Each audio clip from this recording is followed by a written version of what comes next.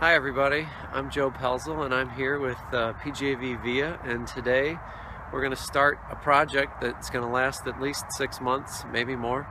We're going to plant this field behind me with wildflowers in order to help the bee population and the pollinators in the area. It's about 1.3 acres, and if all goes well, we'll have a nice plot of wildflowers by the end of the summer. And we've already cleared the land, cut it all down, and today we're going to be aerating it, plugging some holes for the seeds to grow into, and hopefully, like I said, with a little help from Mother Nature, we'll have some nice wildflowers.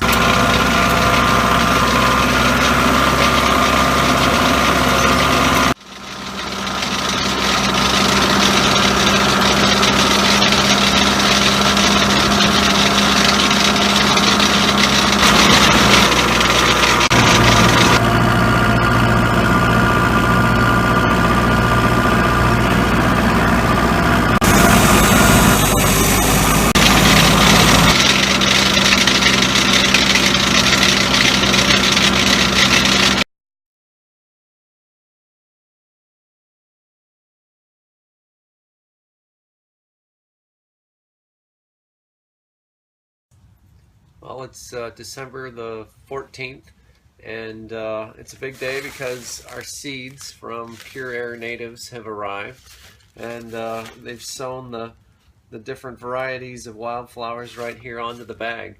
So we'll take this and I'll put it on the website so everybody knows what kind of flowers we're getting.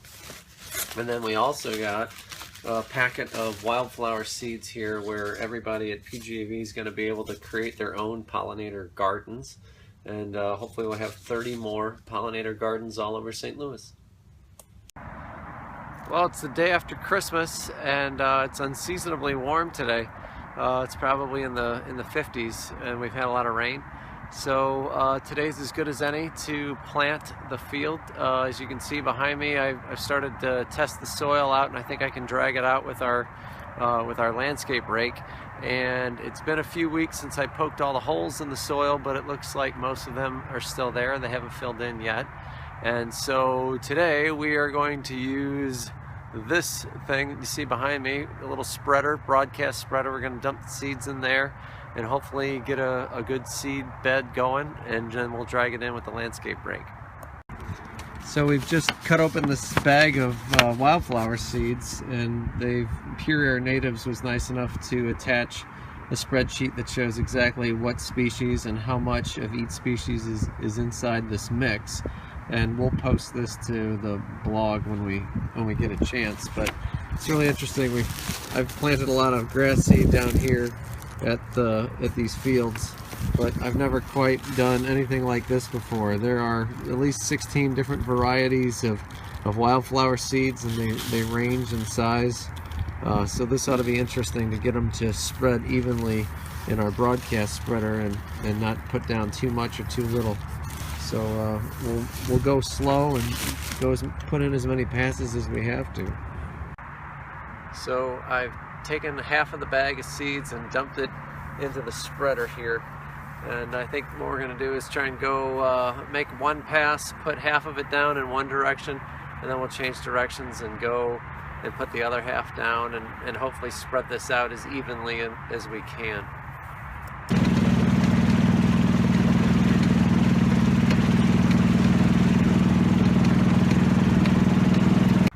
Well, we've made one pass, and there's still plenty of seed left in the hopper here, so we're going to open up the gate a little bit more and put down a little more seed and run a second pass. Now that we got the aerating done, it's time to switch out this attachment on the back of the tractor for that landscape rake over there, so that we can start roughing up the soil and get the seeds at the proper depth, and we can drag them in and get them covered.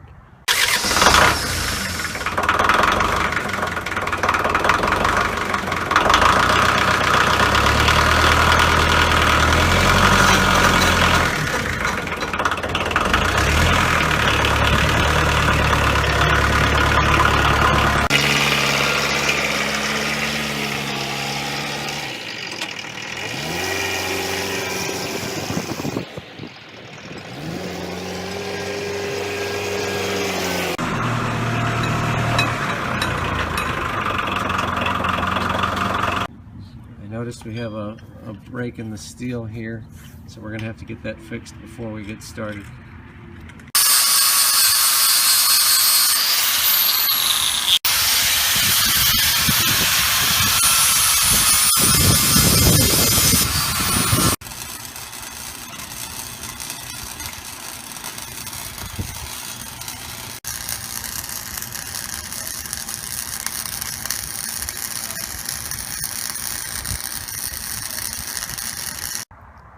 So now that we've laid our seeds down, it's time to get out that landscape rake that we fixed yesterday, and we're going to go ahead and drive over this a couple of times and scratch the ground so that the seeds don't get eaten by the birds, and hopefully we'll put those things about 1/8 of an inch into the ground, which is the perfect depth when you're planting native wildflowers. They really don't need a lot of loose soil, and they only need to be covered up just with a little bit of dirt.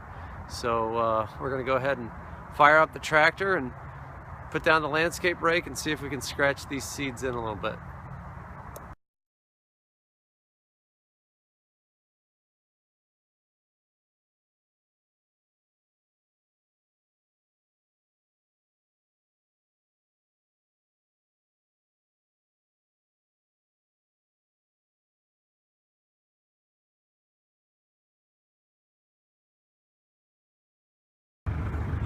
So we've scratched the surface in 2 different directions, so the seeds should have a pretty good groove to sit down into, and I think we mashed them down sufficiently with the tires. So with a little bit of help from Mother Nature, and let's hope that we don't flood, things should look a lot different when the temperatures get up in the spring. So we'll come back and check on it from time to time and see how it's doing.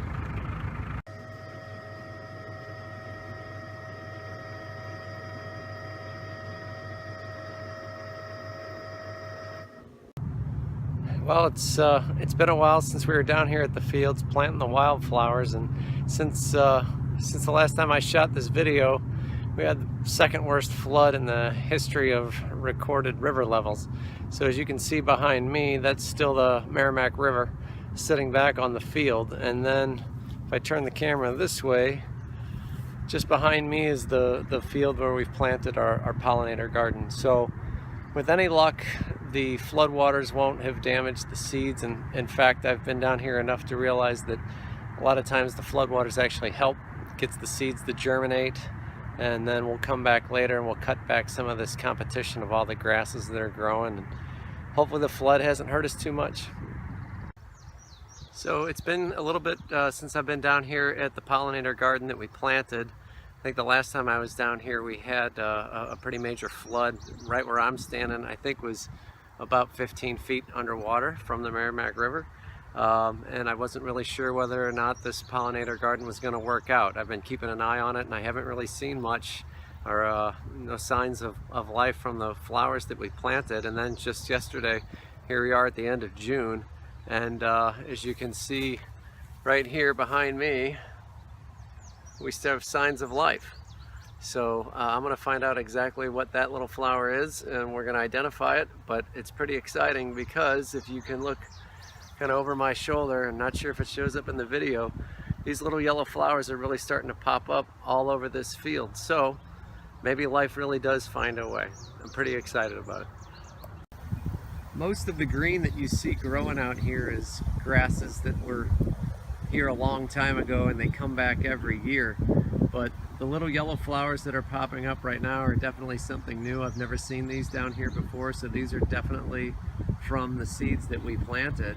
And in addition to these yellow ones that I'm not identifying yet, I know for a fact that this is one of the seeds that we planted, and I believe that's Plains coroposis or corposis. I can't pronounce it right, but I know that's one of the seeds that we planted here. So I'm pretty excited that we're going to have a whole field full of these wildflowers, and maybe I'll walk around a little bit and see what else I can find. So this is pretty exciting. I just wandered up upon another little batch of these Plains coroposis, and I can actually see that it's being pollinated right now by some kind of insect right there. So while it's not a bee, it's a sign of life, and I think this is going to be pretty exciting. In addition to that, I found this little grouping of the Plains Coreopsis, and then just a couple inches over, I found this guy, which again I haven't identified yet, but I will.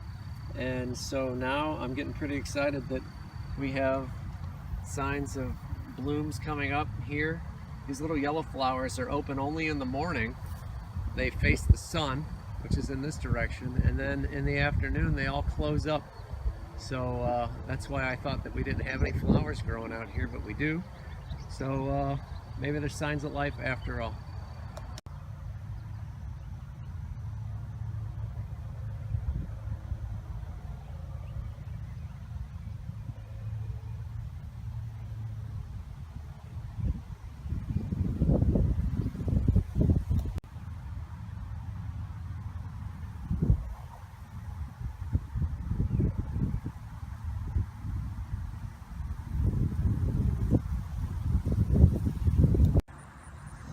Hey everybody, we're back down here at the fields. It's the end of July. It's very hot. It's about 9 in the morning. It's already 90 degrees and it's been really dry. We haven't had any rain in like 4 or 5 weeks. So I came out here to check on the pollinator garden, and I was surprised to see this guy out here. This is partridge pea, and it's starting to pop up all over this field. So again, another wildflower we're pretty excited to have.